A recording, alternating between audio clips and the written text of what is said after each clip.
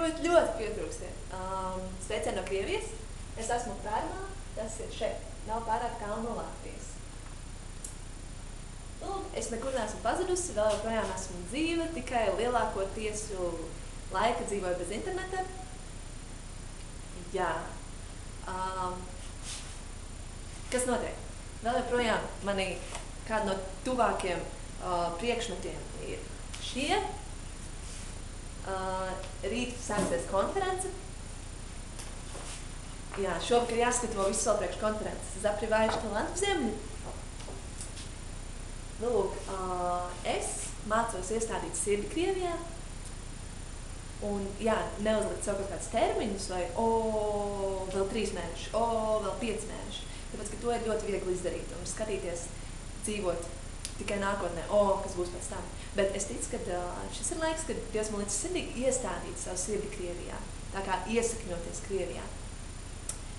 Nu, lūk, tā kā es centīšos dabūt vīzu, arī uz arī pēc augusta.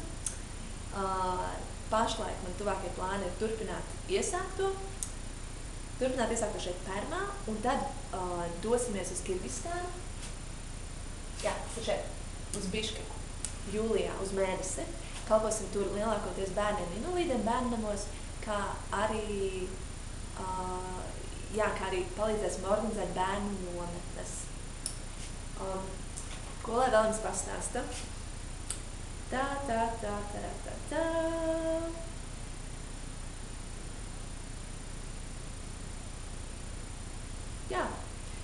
vienkārši tas, ka kungs, Jēzus, viņš ir lielāks par visu.